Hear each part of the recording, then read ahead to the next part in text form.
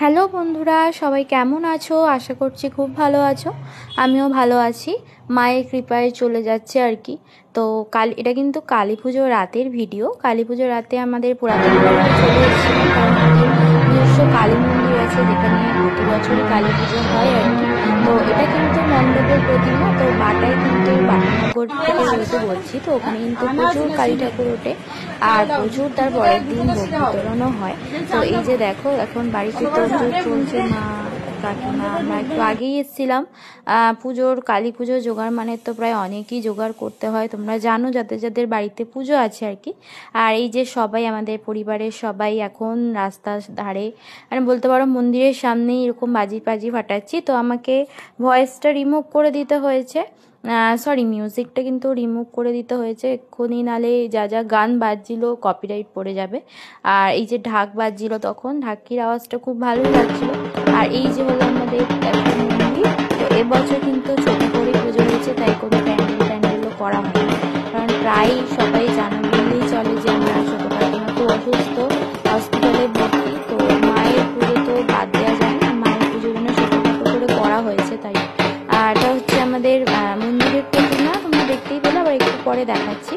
আর এই যে এখন প্রচুর সেল ফাটছে, কালী পুজো মানেই তো বাজির সমাহার, প্রচুর বাজি ফাটবে, বিশেষ করে বাচ্চাদের তো আরোই আনন্দ। তো আমরা বড়রাই বাজি দেখতে নিজেদের ঠিক রাখতে পারি না, আর বাচ্চা তো অনেক বড় ব্যাপার আর কি।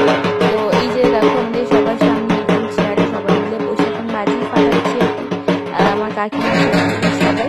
আর এই যে দেখো আমি, তো যাই হোক, মায়ের পুজোতে কিন্তু এসে ভালোই লাগছিল।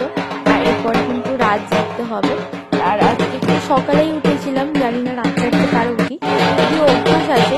আর এই যে দেখো আমি বাজি ফাটাচ্ছিলাম, হঠাৎ করে দেখি রং মশলাটা বন্ধ হয়ে গেছে, কোনোভাবে রোদ খাওয়ানো হয়নি এরকম। তো সেই নিয়ে খুবই হাসাহাসি হচ্ছিল আর কি।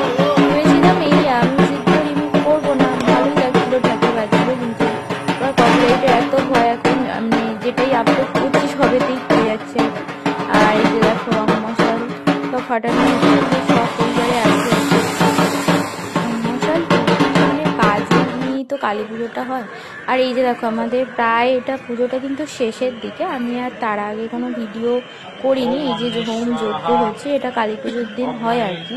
এরপরে আমরা হোমের টিকা নেব, তো ওই জন্যই এরপরে কিন্তু একটা প্রদীপ জ্বালানোর কিছু একটা আছে হয়তো রিচুয়ালস, তো তারপরেই মায়ের পুজো সম্পন্ন হবে।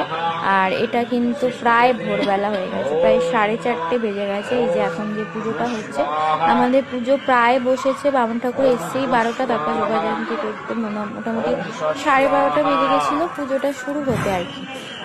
তো এটাই এখন চলছে আর কি। তো যাই হোক, ক্লান্তি থাকলেও শরীরে মায়ের পুজোটা ভালোই লাগে দেখতে।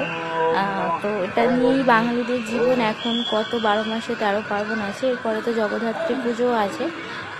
তো এটাই হচ্ছে এখন পুজো। আর এই যে দেখো আমি ভোরবেলা বসে আছি, এখন যত সম্ভব ওই যে বললাম 4:45 বা 50 এরকম একটা হবে আর কি। তো খুব ক্লান্ত, হাইও উঠছে। আর এরপরে কিন্তু ওই যে বললাম প্রদীপ জ্বালানো, ওইটাই হচ্ছে, এটাই মনে হচ্ছে শেষ রিচুয়াল ছিল। এরপরে আর একটা ওই কিছু একটা পুজো করে ওই তো তারপরেই পুজো সম্পন্ন হয়ে যাবে। তো এটাই ছিল আজকের ব্লগ, তোমাদের কেমন লাগলো